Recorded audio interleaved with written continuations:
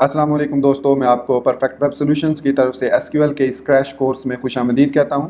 दोस्तों, मेरा नाम इमरान कासिम है और ये हमारा एसक्यूएल क्रैश कोर्स की सीरीज़ का दूसरा हिस्सा है, मतलब पार्ट 2 है। और आज के इस वीडियो ट्यूटोरियल में हम अल्टर टेबल, इंसर्ट इनटू और बेसिक सेलेक्ट कमांड के बारे में सीखेंगे कि किस तरीके से हम अल्टर कर सकते हैं टेबल्स को, किस तरीके से हम इंसर्ट कर सकते हैं रिकॉर्ड को टेबल्स के अंदर, और किस तरीके से हम रिकॉर्ड को शो ऑफ कर सकते हैं या डिस्प्ले कर सकते हैं using select and where clause को।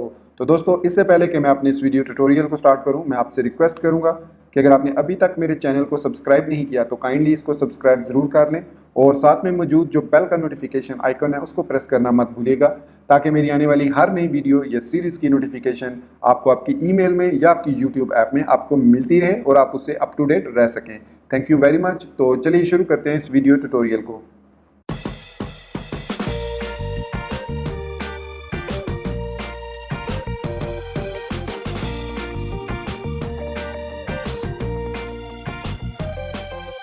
तो दोस्तों, एसक्यूएल में जो अल्टर टेबल है उसकी मदद से हम किसी भी टेबल पर 3 किस्म के फंक्शन परफॉर्म कर सकते हैं।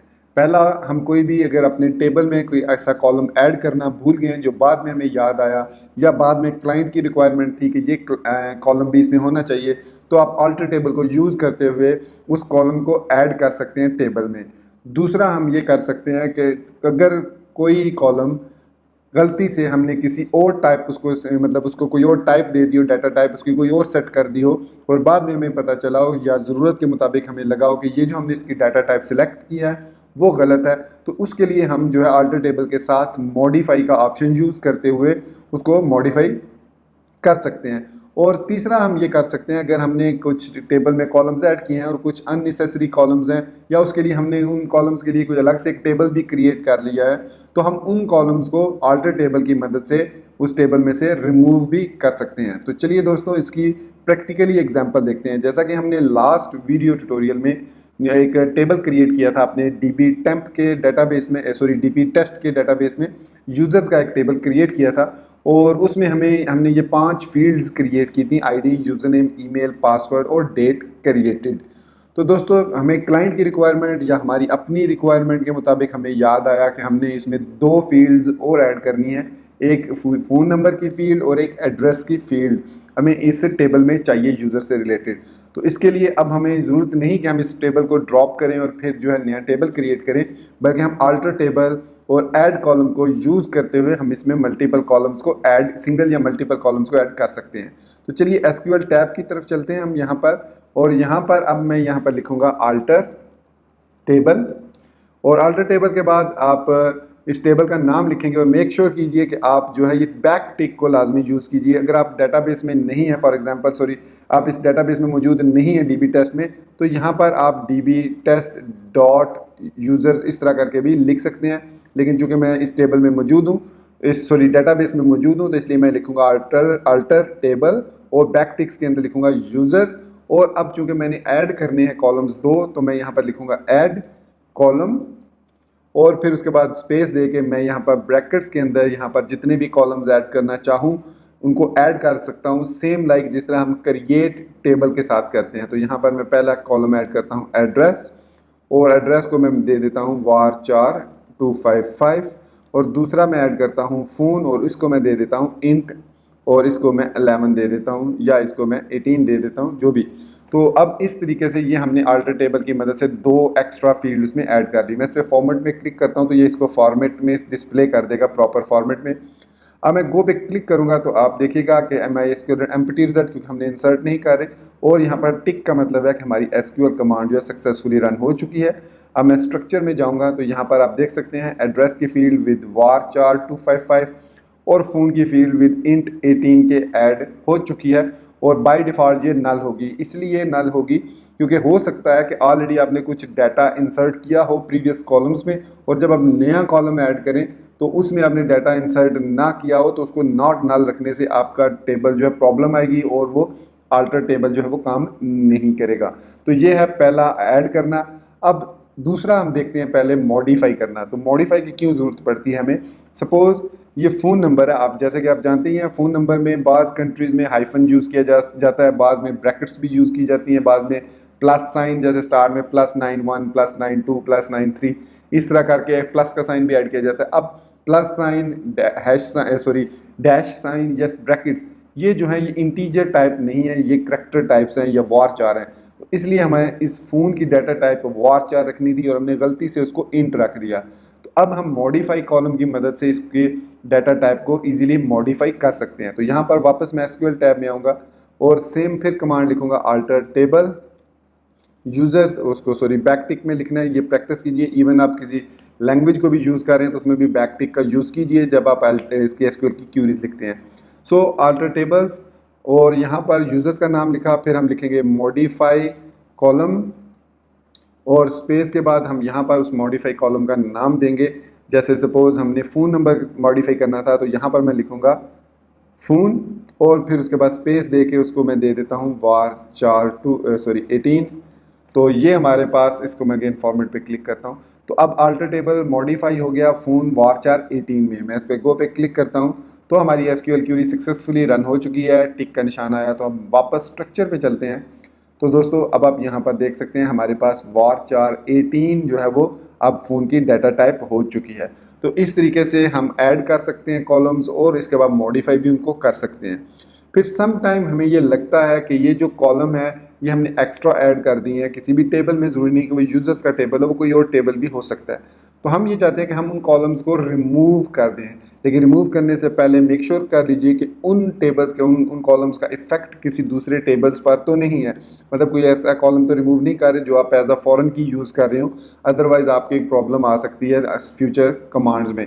तो ये मेक श्योर कर लीजिए। तो अब मैंने इन दोनों टेबल्स को ड्रॉप करना है, एड्रेस को और फ़ोन को। तो एक को भी ड्रॉप कर सकते हैं और मल्टीपल को भी सेम टाइम पे हम ड्रॉप कर सकते हैं। तो यहाँ पर मैं लिखूँगा अल्टर टेबल, अगेन यूज़र्स लिखूँगा बैकटिक में और फिर मैं यहाँ पर लिखूँगा ड्रॉप। अब ड्रॉप कॉलम भी लिख सकता हूँ और कॉलम ऐड करना ज़रूरी भी नहीं है, क्योंकि आप ये श्योर है कि अल्टर टेबल यूज़र्स के बाद आप जो भी फंक्शन परफॉर्म करना चाह रहे हैं वो टेबल्स कॉलम्स पर ही है। तो यहाँ पर मैं सिंपली लिख सकता हूँ फ़ोन कॉमा ड्रॉप और दूसरी ड्रॉप में हम दूसरा कॉलम रिमूव करना चाह रहे हैं तो मैं यहाँ पर लिख देता हूँ एड्रेस। और इनको भी मैं अगेन फॉरगेट कर गया, भूल गया, इनको भी आपने लिखना है बैक टिक्स में, राइट। सेमी कॉलन आपने लगाना है। और दूसरी जो अच्छी प्रैक्टिस होती है वो हमेशा आप यहाँ पर यूज़र्स डॉट फ़ोन कर दें, यूज़र्स डॉट एड्रेस, ताकि मेक श्योर हो जाए कि ये इसी यूज़र्स के टेबल को ही कॉलम्स को ड्रॉप करेगा। तो इसको फॉर्मेट करते हैं तो ये हमारे पास इसका फॉर्मेट आ गया, करेक्ट फॉर्मेट है। हम गो पे क्लिक करते हैं तो यहाँ पर वो कह रहा है कि यूज़र्स हमें यूज़र्स इस तरीके से ये लिखना होता है, users dot address users dot phone, ये इस तरीके से, वो मिस्टेक हो गई थी, मैंने एक ही में दोनों लिख दिए थे। तो यूज़र्स को टेबल को आप अलग से लिखेंगे, फिर डॉट से इसको जोड़ेंगे और फिर कॉलम नेम अलग से लिखेंगे। उसके बाद आप गो पे क्लिक कीजिए तो आपकी जो क्यूरी है वो सक्सेसफुली एग्जीक्यूट हो चुकी है। स्ट्रक्चर में जाएंगे, हम देखेंगे तो हमारे दोनों कॉलम्स जो हैं वो रिमूव हो चुके हैं। इस तरीके से आप किसी भी टेबल के अंदर अल्टर टेबल को यूज़ करते हुए 3 किस्म के फंक्शंस परफॉर्म कर सकते हैं। ऐड कर सकते हैं कॉलम्स को, मल्टीपल कॉलम्स को या सिंगल कॉलम को, मॉडिफाई कर सकते हैं सिंगल कॉलम को या मल्टीपल कॉलम्स को, डिलीट कर सकते हैं सिंगल कॉलम को या मल्टीपल कॉलम्स को। तो ये था हमारे पास अल्टर टेबल। तो दोस्तों आई एम श्योर आपको अल्टर टेबल की समझ लगी होगी और उसके तीनों जो प्रॉपर्टीज जो मेथड्स हैं उनकी समझ लगी होगी। तो अब हम देखते हैं इंसर्ट इनटू की। तो ये आता है डाटा मैनिपुलेशन में, कि डाटा को मैनिपुलेट करना, डाटा को बेसिकली टेबल्स के अंदर अगर हम देखें ब्राउज पे जाके तो हमारे इस वक्त टेबल में कोई भी मतलब डाटा ऐड नहीं है, ये कॉलम एम्प्टी टेबल एम्प्टी है।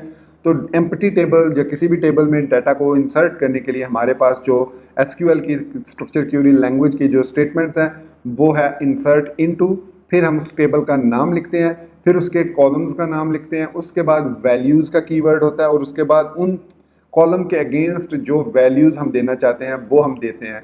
लेकिन इंसर्ट इनटू को यूज़ करने से पहले चंद पॉइंट्स जहन में रखना ज़रूरी है कि जो आपकी प्राइमरी की है अगर वो ऑटो इंक्रीमेंट है तो उसमें आपने वैल्यू ना ही उसको आपने कॉलम्स के तौर पे शो करना है और ना ही उसमें आपने कोई वैल्यू को इंसर्ट करना है। और अगर आपने डेट क्रिएटेड या डेट अपडेटेड की फील्ड्स ऐड की हुई हैं जो कि ऑटोमेटिकली करंट टाइम स्टैम्प को एंटर करती हैं तो उसमें भी हम डाटा एंटर नहीं करेंगे।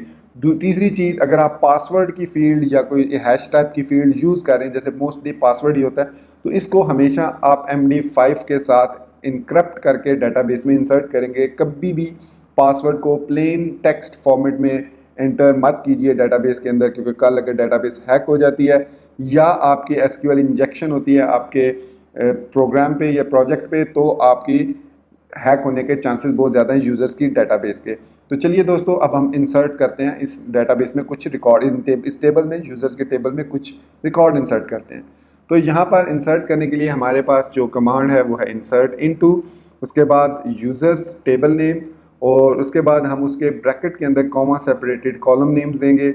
तो बैक टिक्स में देंगे यूज़र्स का, यहाँ पर हमारे पास आईडी है, ये देख सकते हैं यहाँ पर लिस्ट में हमारे पास सारे वो कॉलम्स आ रहे हैं। तो आईडी में हमने इंटर नहीं करना क्योंकि ये ऑटोमेटिक इंक्रीमेंट है। तो यूज़र नेम हम देंगे, फिर कॉमा, फिर बैक टिक लगाएंगे, फिर उसके बाद ईमेल, फिर कॉमा, फिर बैक टिक, फिर हम सिलेक्ट करेंगे पासवर्ड को, और यहाँ तक हमारा ये एक पोर्शन कंप्लीट हो गया। उसके बाद जो नेक्स्ट कीवर्ड है वो है values, VALUES, values as it is लिखना इंतहाई ज़रूरी है। उसके बाद आप अगेन ब्रैकेट्स लगाएंगे। अब इन ब्रैकेट्स में हमने डाटा को पास करना है जो कि टेबल में जाके इंसर्ट होगा। तो चंद चीज़ें और जहाँ पे ध्यान में रखिए कि यूज़र नेम की जो डाटा टाइप, अगर वो स्ट्रिंग डाटा, ये वारचार या करैक्टर या स्ट्रिंग से रिलेटेड या उसकी सब टाइप है, जो हमने पहले क्रैश कोर्स में इसके पार्ट में देखा था डाटा टाइप्स के बारे में, तो अगर वो स्ट्रिंग है तो उसको हमेशा याद रखिए आपने सिंगल या डबल कोट में लाजमी एनक्लोज करना है। तो मैं यहाँ पर सिंगल कोट यूज़ कर रहा हूँ ऐसे। अब यूज़र नेम में मैं अपना नाम दे देता हूँ इमरान, ये हमारा पहली फील्ड को असाइन हो जाएगा, ये रिकॉर्ड इस यूज़र नेम को असाइन हो जाएगा। फिर मैं कॉमा दूंगा। अब ईमेल भी हमने वारचार रखा है तो इसके लिए मैं सिंगल कोट अगेन यूज़ करूँगा और यहाँ पर लिखूँगा imran@gmail.com, ये मेरा ईमेल एड्रेस हो गया जो कि ऑब्वियसली फेक ईमेल एड्रेस है। फिर मैं कॉमा डालूंगा और यहाँ पर पासवर्ड, अब जब पासवर्ड की बात आई तो मैंने कहा था MD5 लिख के आप ब्रैकेट लगाएंगे, इसके अंदर फिर सिंगल कोट में आप लिखेंगे जो भी पासवर्ड लिखना है। मैं सीक्रेट लिख देता हूँ। अब देखिएगा कि जो टेबल इंसर्ट, रिकॉर्ड इंसर्ट होगा उसमें सीक्रेट नहीं लिखा हुआ होगा, बल्कि इसको वो एक स्ट्रिंग में, रैंडम स्ट्रिंग में कन्वर्ट करके उसमें इंसर्ट करेगा। फॉर्मेट पे क्लिक करते हैं तो ये हमारा फॉर्मेट आ गया इसका, insert into users, user name, email, password और उसके बाद उसकी वैल्यूज़। तो अब मैं इस पर गो पे क्लिक करता हूँ तो एवरीथिंग गोज़ गुड और इंसर्टेड रो ID 1 क्यूरी टुक, और यहाँ पर अब आप देख सकते हैं 1 रो इंसर्टेड का मैसेज आपको मिल गया। अब हम चलते हैं ब्राउज की तरफ। तो दोस्तों आप देख सकते हैं कि यहाँ पर हमारा रिकॉर्ड इंसर्ट हो चुका है, डेट क्रिएटेड ऑटोमेटिकली, जो करंट डेट और टाइम है वो इंसर्ट हो चुका है। इसके अलावा ID भी 1 असाइन हो चुकी है, जो मैंने इंसर्ट नहीं की, ऑटोमेटिक इंसर्ट हुई है। और यूज़र नेम, ईमेल और पासवर्ड आप देख सकते हैं हैश फॉर्मेट में है।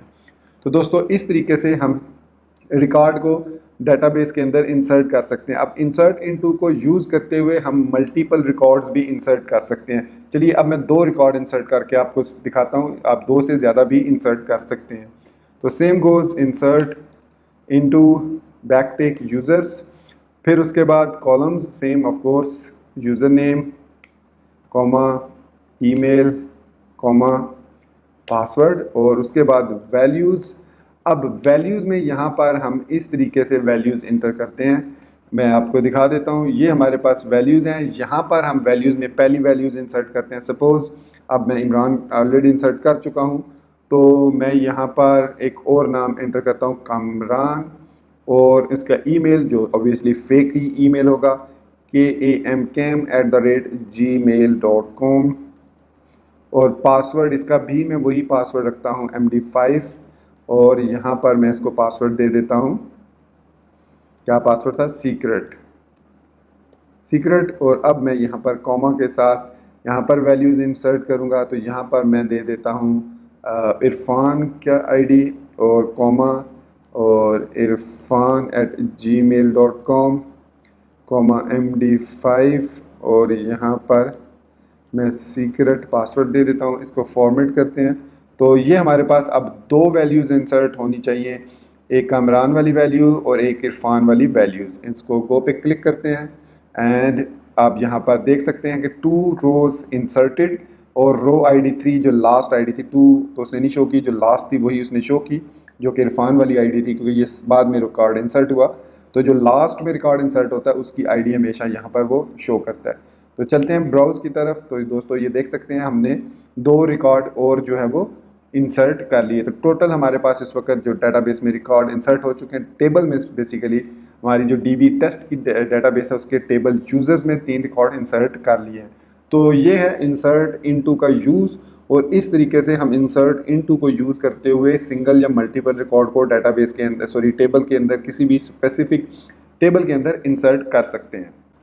तो दोस्तों अब हम बात करेंगे सिलेक्ट स्टेटमेंट की, या सिलेक्ट जो हमारे पास कमांड है सिलेक्ट, इसके अंदर एसक्यूएल के अंदर सिलेक्ट, उसके बारे में हम बात करेंगे और सिंपल जो इसका फॉर्मेट है वो हम यूज़ करेंगे।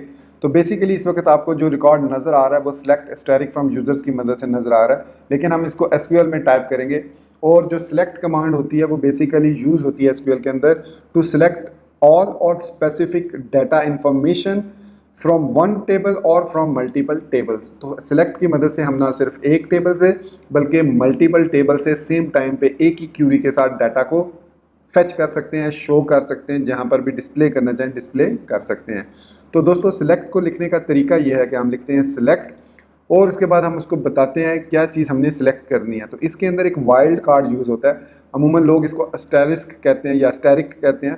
तो याद रखिए कि एसक्यूएल की ज़ुबान में इसको वाइल्ड कार्ड कहा जाता है। ये एक वाइल्ड कार्ड है जो क्या करता है कि तमाम के तमाम कॉलम्स उस टेबल के सिलेक्ट कर लेता है, हमें इंडिविजुअली हर कॉलम का नाम इसको लिखना नहीं पड़ता। तो यहाँ पर मैं लिखता हूँ सिलेक्ट स्टैटिक, फिर उसके बाद जो नेक्स्ट कीवर्ड होता है उसको बताना हमें पड़ता है कि फ्रॉम, मतलब सिलेक्ट तो करो वाइल्ड कार्ड के साथ लेकिन फ्रॉम यहाँ पे फिर हम उसको टेबल नेम बताते हैं, फिर लास्ट पे सेमी कॉलन। और ये हमारी क्यूरी बन गई है सिलेक्ट की। ये सिंपलेस्ट पॉसिबल एसक्यूएल क्यूरी है to fetch the data, to get the data from the tables of your choice, from एक टेबल से या मल्टीपल टेबल से। तो मैं गो पे क्लिक करता हूँ। तो दोस्तों यहाँ पर आपको हमारा रिकॉर्ड जो है वो नज़र आ रहा है, वही रिकॉर्ड जो भी थोड़ी देर पहले ब्राउज की मदद से हमने देखा था। तो अब हम थोड़ा सा इसको कस्टमाइज़ करते हैं सिलेक्ट को। तो हम कस्टमाइज़ कैसे कर सकते हैं कि लिखते हैं सिलेक्ट, फिर मैं ये चाह रहा हूँ कि मैं जो यूज़र्स को शो करूँ वो सिर्फ यूज़र नेम, ईमेल और उसका डेट क्रिएटेड शो करूँ, पासवर्ड और आईडी शो ना करूँ। तो इसके लिए मैं यहाँ पर लिखूँगा select comma user name comma tilde sign या बैकटिक, ईमेल और डेट क्रिएटेड। तो इस तरीके से मैं कॉमा सेपरेटेड और विद बैकटिक मैं इस तरह लिख के आगे फिर लिखूंगा फ्रॉम और of course table name and semicolon and then I will click format. और ये वैसे ही मैं फॉर्मेट को क्लिक कर रहा हूँ, इसका कोई मकसद नहीं है, जस्ट टू शो यू कि इस तरीके से ये फॉर्मेट हो जाएगा। और इसके बाद हम क्लिक करेंगे गो पे। तो दोस्तों अब आप देख सकते हैं कि हमें जो रिकॉर्ड नज़र आ रहा है, इससे पहले जो आ रहा था वो आईडी भी आ रही थी और पासवर्ड भी, लेकिन अब हम सिर्फ यूज़र नेम, ईमेल और डेट क्रिएटेड को दिखा रहे हैं यूज़र्स को, या खुद देख रहे हैं, जो भी व्हाटएवर जो भी है, जो भी इस वक्त आपकी रिक्वायरमेंट है। तो इस तरीके से हम सिलेक्ट कर सकते हैं रिकॉर्ड को किसी भी डेटाबेस टेबल से सिलेक्टेड कॉलम्स की मदद से। फिर दोस्तों आपने देखा कि हम सिलेक्ट कर सकते हैं सिलेक्ट, जैसे सिलेक्ट यूज़र नेम। अब जो मैं चीज़ आपको बताना जा रहा हूँ वो भी सिंपल है, फ्रॉम यूज़र्स। अब मैं यहाँ पर किसी एक स्पेसिफिक यूज़र को देखना चाह रहा हूँ, मेरे पास बहुत ज़्यादा यूज़र हैं, थाउजेंड्स ऑफ यूज़र हैं, लेकिन मैं किसी एक यूज़र को मैं चाह रहा हूँ कि वो यूज़र मुझे नज़र आए जिसकी आईडी जो है वो 1 है, सिर्फ उस यूज़र का डाटा मुझे मिले जिसकी आईडी 1 है। तो इसके लिए हमें एसक्यूएल एक कमांड प्रोवाइड करता है जो है वेयर क्लॉज, या क्लॉज कह सकते हैं, सिलेक्ट क्लॉज भी इसको कहा जाता है, कमांड भी कह सकते हैं।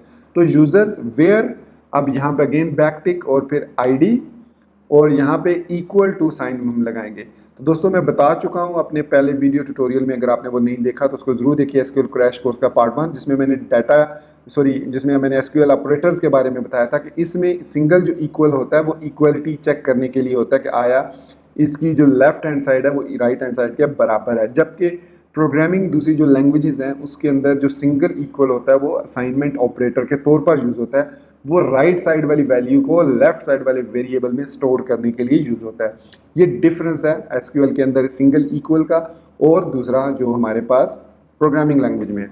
तो हमने लिखा कि यूज़र नेम, ईमेल और डेट क्रिएटेड सिलेक्ट करो यूज़र्स के टेबल में से जहाँ पर जो है वो आईडी की वैल्यू 1 है। तो अब मैं जब गो पे क्लिक करूंगा तो अब देखिएगा कि अब हमें एक ही यूज़र नज़र आ रहा है जिसकी आईडी 1 है। अब आईडी यहाँ पे नज़र नहीं आ रही चूँकि मैंने कॉलम्स जो है ये 3 सिलेक्ट किए हैं। चलिए वापस चलते हैं, इसको थोड़ा दिखाने के लिए मैं लिखता हूँ select static from users where ID is equal to 1। अब आप ये सोच रहे होंगे कि मैं आईडी ही क्यों लिख रहा हूँ। आप आईडी नहीं लिख सकते, यूज़र नेम से भी सर्च कर सकते हैं, आप ईमेल से भी सर्च कर सकते हैं, पासवर्ड से भी सर्च कर सकते हैं, लेकिन पासवर्ड तो डेफिनेटली आपको पता होना चाहिए। तो इस पासवर्ड हमेशा हिडन होता है, आपको उसका पासवर्ड नहीं पता कि सपोज वो पासवर्ड क्या है तो आप उसे सर्च नहीं कर सकते, और डेट क्रिएटेड भी इतनी ज़्यादा यूज़फुल नहीं है। तो यूज़र नेम ईमेल से या आईडी से आप सर्च कर सकते हैं रिकॉर्ड को। तो अब मैं इस पर गो पे क्लिक करता हूँ तो अब आप यहाँ पर देख सकते हैं कि आईडी के मतलब बॉर्डर बना हुआ, ऑरेंज कलर का बॉर्डर बना हुआ है, तो इसका मतलब है कि इसकी बेस पे हमने रिकॉर्ड को सर्च किया है। तो हम ना सिर्फ इसकी कॉलम की बेस पे बल्कि हम यहाँ पर select from users where user name is equal to, और अब चूँकि यूज़र नेम हमारे पास जो है वो स्ट्रिंग की डाटा टाइप वार्च आ रहा है, तो इसलिए हम यहाँ पे इसको सिंगल कोट में लिखेंगे और लिखेंगे इमरान। तो अगर वो रिकॉर्ड हुआ तो वो शो हो जाएगा। तो आप देख सकते हैं कि वही इमरान, और अब जो है बॉर्डर जो है बना हुआ है वो यूज़र नेम के साइडों पे बना हुआ है, क्योंकि इसकी बेस पर वो रिकॉर्ड जो है वो फाइंड हुआ है। तो दोस्तों ये है हमारे पास सिंपल सेलेक्ट कमांड। हम इसको बहुत ज़्यादा एक्सप्लोर करने जा रहे हैं अगले आने वाले वीडियो ट्यूटोरियल्स में। तो स्टे ट्यून रहिए और मेक श्योर कीजिए कि आपने चैनल को सब्सक्राइब किया हुआ है, और ताकि आपको जो भी मेरी वीडियो आने वाली हो इस क्रैश कोर्स की वो आपको मिलती रहे, या कोई भी मेरी सीरीज़ आने वाली है वो आपको उसकी इन्फॉर्मेशन अप टू डेट मिलती रहे आपके ईमेल में या आपकी यूट्यूब ऐप में। तो दोस्तों यहाँ पर मैं अपने इस वीडियो ट्यूटोरियल को ख़त्म करता हूँ ताकि वीडियो ज़्यादा लंबी ना होनी पाए। तो इसके बाद नेक्स्ट वीडियो ट्यूटोरियल में हम देखेंगे डिलीट को, और फिर इसके बाद हम देखेंगे अपडेट को कि कैसे हम रिकॉर्ड को अपडेट कर सकते हैं, कैसे हम रिकॉर्ड को डिलीट कर सकते हैं। तो वो देखेंगे हम आने वाले नेक्स्ट वीडियो ट्यूटोरियल में। तब तक मुझे इजाज़त दीजिए, अपनी दुआओं में याद रखिएगा। Thank you very much for being with me till end. Take care, अल्लाह हाफिज़ एंड बाय।